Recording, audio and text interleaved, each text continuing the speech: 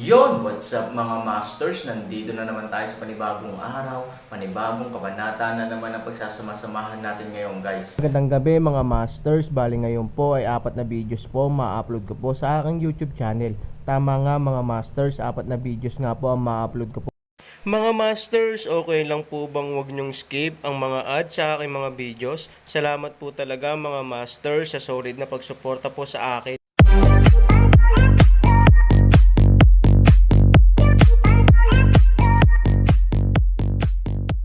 Bali mga masters, kung bago ka pa lang po sa aking YouTube channel, please click the subscribe button, lalong-lalo na po yung notification bell guys, para maging connected pa rin tayo sa isa't isa at maging updated kayo sa mga susunod ko pang video. Bali mga masters, bago natin umpisahan ng kwento ay mag-shoutout po muna tayo para sa mga solid nating tagapakinig. Shoutout kay Danilo Wamar at shoutout kay Song Lyrics. Yun na nga mga masters, no? Bali hindi na ito patagalin. In 3, 2, 1, let's go!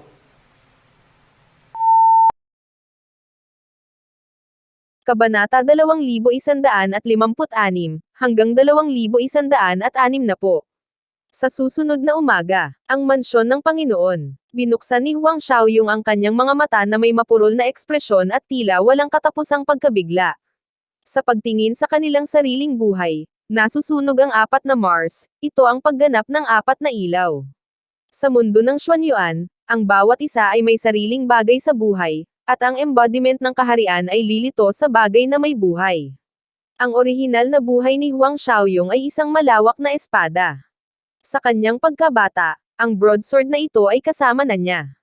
Bagamat hindi sa lahat ng oras mataas ang kanyang kaharian, matagal nang pinagsama-sama ng mga tao ang paggamit ng broadsword na ito.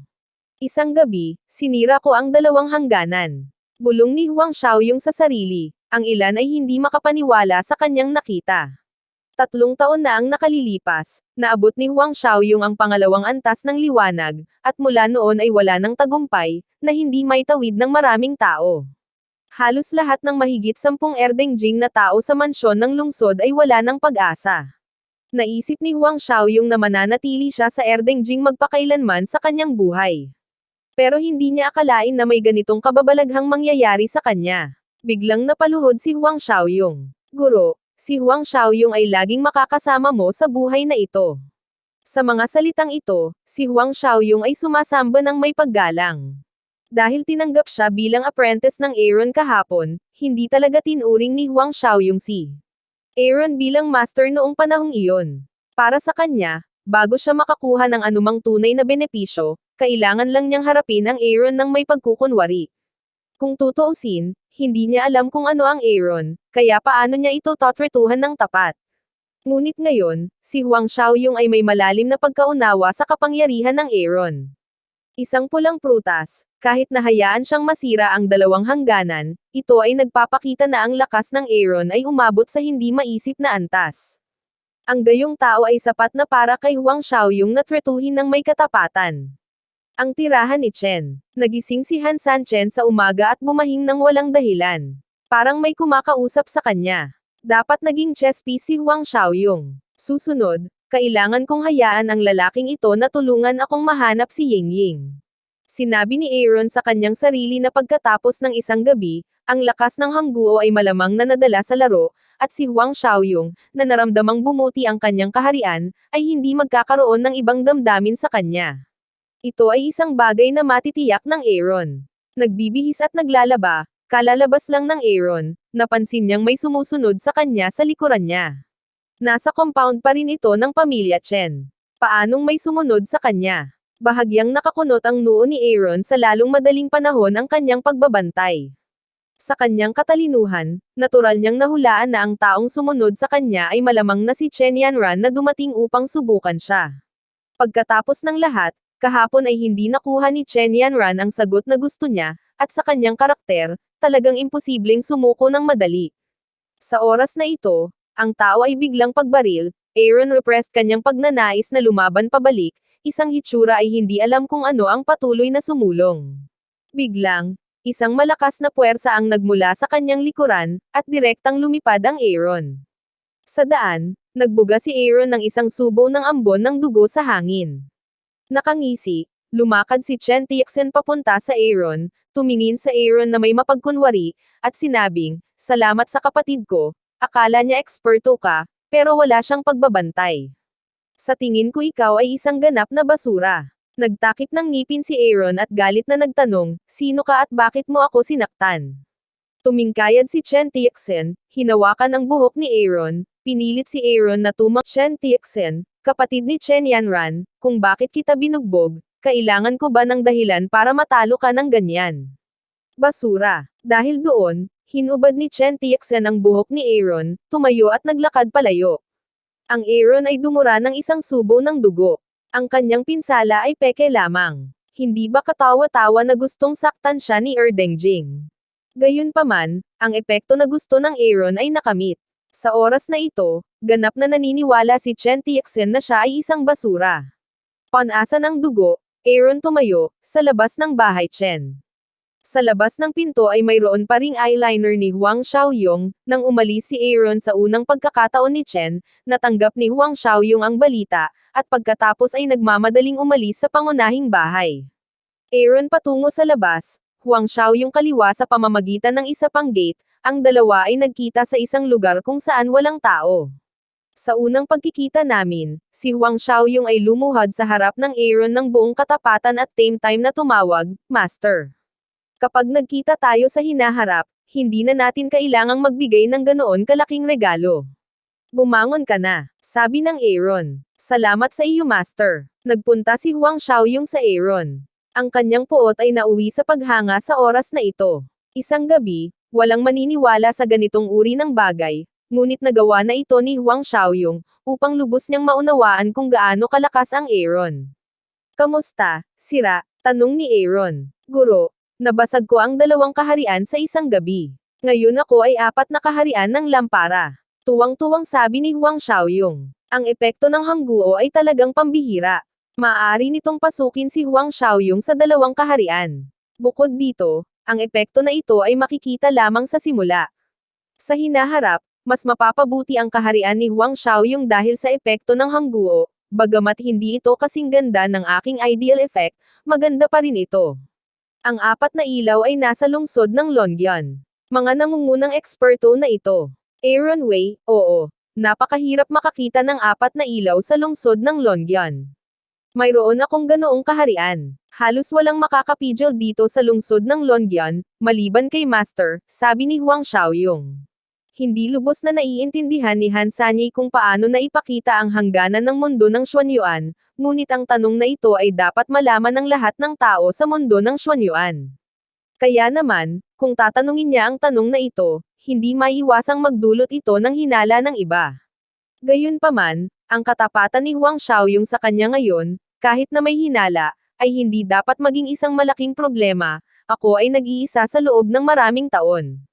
Wala akong pakialam sa mundo. Matagal ko nang nakalimutan kung paano sinasalamin ang kaharian na ito. Ipaliwanag mo sa akin, sabi ni Aaron. Bagamat kakaiba ang pakiramdam ni Huang Xiaoyong, hindi niya ito masyadong inisip. Inilabas niya ang kanyang broadsword at sinabing, "Master, bawat isa na nagsasanay ay may sariling bagay sa buhay, at ang sagisag ng kaharian ay nasa itaas ng buhay, object." Kasabay nito, pinalo ng broadsword ang 4 na asul na apoy. Kung ang bagay sa buhay na ito ay mawawasak, ano ang mangyayari? Aaron ay nagdududa sa isang paraan, kung wala kang bagay na ito sa buhay, ang estado ay ganap na mawawasak, nakatumbas ng walang kwentang tao. Gayunpaman, sa mundo ng Xuanyuan, ang pagsira sa buhay ng mga tao ay magdudulot ng galit ng publiko, at hindi ito gagawin ng mga ordinaryong tao, sabi ni Huang Xiaoyong. Tumango si Aaron, mukhang marami pa ring rules sa Xuanyuan world ang hindi niya naiintindihan, kaya kailangan niyang malaliman ang mga iyon mamaya. Paano kung walang ganoon? Patuloy ni Aaron sa magtanong. Sandaling natigilan si Huang Xiaoyong, pagkatapos ay tumawa at sinabing, "Panginoon, niloloko mo ba ako? Paanong ang isang taong may pagtatanim ay walang sariling buhay?" Ganap na imposible. Nagdududa si Aaron, dahil wala siyang sariling buhay, bagaman hindi siya katutubong ng Xuanyuan mundo, marahil ang kanyang mga kondisyon sa paglilinang ay iba sa kanila. "Guro," biglang huminga si Huang Xiaoyong at sinabing, "Wala ka bang sariling buhay? Narinig ko na kapag naabot mo na ang pinakamataas na antas, hindi mo na kailangan ang sarili mong buhay. Lalong natakot ang mga mata ni Huang Xiaoyong. Tuldok, kung talagang walang sariling bagay si Master, naabot na ba niya ang pinakamataas na antas? Ito ang tunay na kaharian, ang buong mundo ng Xuanyuan, mayroon lamang 3 master sa alamat. Para kay Huang Xiaoyong, minsan ay nagkaroon siya ng karangalan na makilala ang isang malakas na tao sa 7 lampara, na mayroon ng mga nangungunang eksperto. Hindi ko inaasahan na makikita ko ang pinakamagandang guro sa buhay ko. Hindi alam ni Aaron kung ano siya, dahil wala siyang sariling buhay upang isama. Gayunpaman, ang pinakamataas na antas ng Jishi ay hindi dapat maabot ng kanyang kasalukuyang lakas. Paboran mo ako, makakahanap ka ba ng magaling na pintor? Ang Aaron ay huminto sa paksa ng realm, ngunit sa puso ni Huang Xiaoyong, itinuring niya si Aaron bilang isang malakas na tao sa extreme realm. Oo, hindi man lang inisip ni Huang Xiaoyong ang tungkol dito at sumagot na kahit anong itanong ni Aaron, tutulungan niya si Aaron para masiyahan ito, dahil nakatayo siya sa harapan niya. Paano siya, bilang isang apprentice ng master, ay mapahiya sa gayong maliit na bagay? Sige, dalhin mo siya dito bukas at dalhin mo ang tinta. Sabi ni Aaron. Oo, sagot ni Huang Xiaoyong. Wala nang iba, mauuna na ako. Tandaan mo, hindi natin pwedeng ipaalam sa iba ang nakilala natin. Ang Aaron ay nagpapaalala ng isang paraan. Tumanggo si Huang Xiaoyong, kahit na ang kanyang ama, hindi siya kailanman magbubunyag ng isang salita. Alam ni Huang Xiaoyong na ang kanyang mga tagumpay ay matutukoy ng Aaron. Ang Aaron ang pinakamahalagang salik para maabot niya kung anong taas ang kanyang maaabot. Sa makatuwid, hinding-hindi siya gagawa ng anumang bagay upang hindi maging masaya ang Aaron. Sa pagtingin sa Aaron sa malayong likuran, nasa sabik na sinabi ni Huang Xiaoyong sa kanyang sarili, hindi ko inaasahan na si Huang Xiaoyong ay magiging isang disipulo ng Supreme Master sa kanyang buhay. Ama, gusto mo akong maging Panginoon ng lungsod.